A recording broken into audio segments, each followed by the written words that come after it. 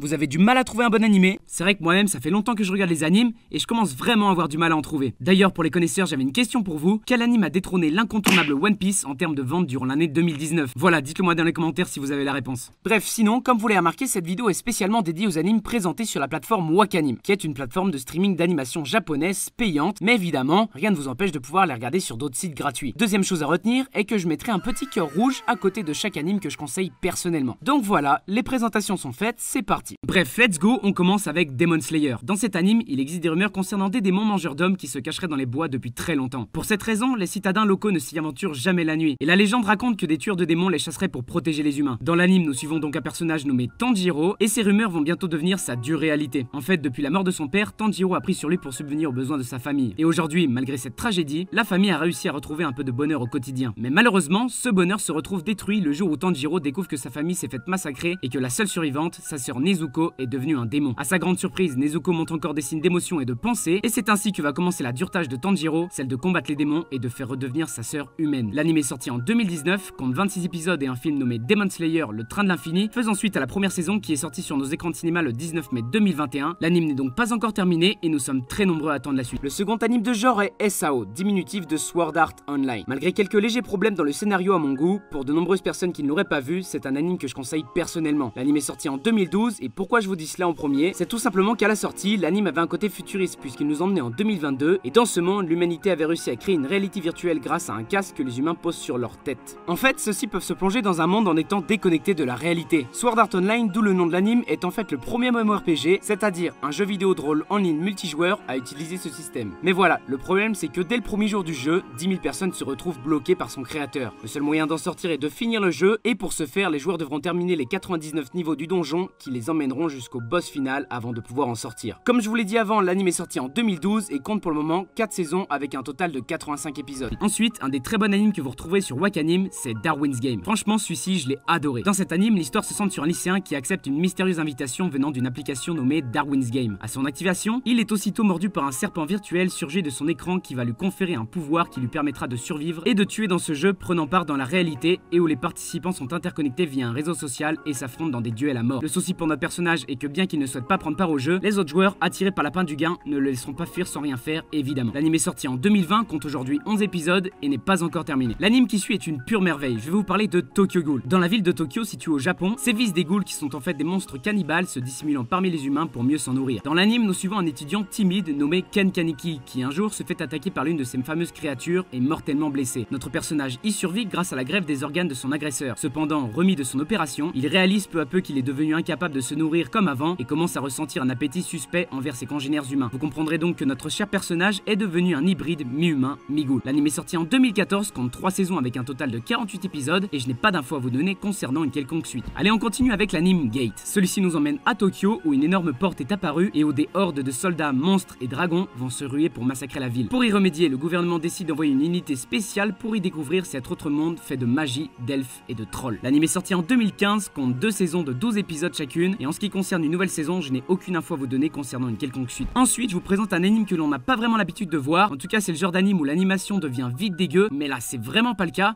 Cet anime se nomme Décadence. Donc en fait, dans cet anime, il y a des années, une forme de vie nommée Gadol a envahi la Terre et ces créatures ont bien failli conduire à l'extinction du genre humain. Pour se protéger de la menace, les survivants ont trouvé refuge dans une forteresse mobile nommée Décadence. Deux sortes d'habitants y existent, les Gears, des guerriers luttant nuit et jour contre les Gadol, et les Tankers, des humains sans capacité à combattre, travaillant pour le bon fonctionnement de la forteresse. Le personnage que l'on suit est une jeune Tanker qui entretient le rêve de devenir un jour Gear afin de combattre auprès des siens. Vous verrez que celle-ci fait une rencontre qui va tout changer quand la jeune fille rêveuse et innocente qu'elle est fait la connaissance d'un Tanker ayant renoncé à ses rêves, mais leur rencontre va changer le monde à jamais. L'anime est sorti en 2020, compte une saison de 12 épisodes et bonne nouvelle puisqu'une future saison fera son apparition sur vos écrans. Nous poursuivons avec Grand Blue Fantasy. Dans cet anime, nous suivons un jeune homme toujours accompagné de son ami, un étrange lézard ailé. Un jour, nos deux protagonistes vont croiser la route de Lyria, une jeune femme pourchassée par le puissant empire nommé Hearst. Les deux amis décident donc de lui prêter main forte et de l'accompagner dans sa quête. L'anime est sorti en 2017, compte 2 saisons avec un total de 27 épisodes et une 3e saison devrait normalement sortir sur vos écrans. Allez, c'est parti, on continue avec un anime que j'ai adoré, il s'appelle Gleipnir. Et dans cet anime, nous suivons un jeune garçon qui a le pénible pouvoir de se transformer en mascotte. Un jour, il fait la rencontre d'une mystérieuse fille nommée Claire qui semble être attirée par son pouvoir et depuis, son quotidien se retrouve rythmé par d'étranges incidents. Un jour, il se fait attaquer par un monstre possédant le même pouvoir de transformation, c'est alors que les deux lycéens vont s'unir pour ne faire plus qu'un et reprendre leur destin en main. L'anime est sorti en 2020, compte une saison de 13 13 épisodes et une future saison est prévue pour 2022. L'anime qui vient ensuite, je l'ai regardé il y a très longtemps et j'avais adoré, c'est Ai to Genzu no Grimgar. Dans cet anime, 12 adolescents se réveillent dans un monde sans aucun souvenir de leur vie antérieure en dehors de leur nom. N'ayant pas le choix que de survivre dans ce monde, ils sont emmenés auprès de Britney qui les incite à rejoindre l'armée des volontaires. C'est alors que le groupe de 12 se scinde en deux et chacun s'inscrit dans une guilde. Dans ce monde appelé Grimgar, semblable à un jeu vidéo, pour survivre, nos personnages vont devoir faire équipe et apprendre de nouvelles compétences. L'anime est sorti en 2016, compte une saison de 12 épisodes et est terminé. Allez, on continue et on termine avec Goblin Slayer. Et dans cet anime, une jeune prêtresse vient de former son premier groupe d'aventuriers. Cependant, le groupe se retrouve rapidement en danger lorsqu'ils sont attaqués par une troupe de gobelins. Heureusement, ils vont être sauvés par un aventurier nommé Goblin Slayer, une personne mystérieuse qui voue sa vie à l'extermination des gobelins. L'anime nous raconte donc l'histoire de ce groupe d'aventuriers. En ce qui concerne sa diffusion, il est sorti en 2018, compte une seule saison de 13 épisodes et une deuxième est prévue, mais je n'ai pas d'infos sur la date exacte de sa sortie. Voilà, en tout cas pour moi c'est la fin de cette vidéo, j'espère qu'elle vous aura plu. Allez voir les autres vidéos concernant les animes disponibles sur Wakanim, et puis je vous souhaite un bon visionnage. Ciao à tous, bis.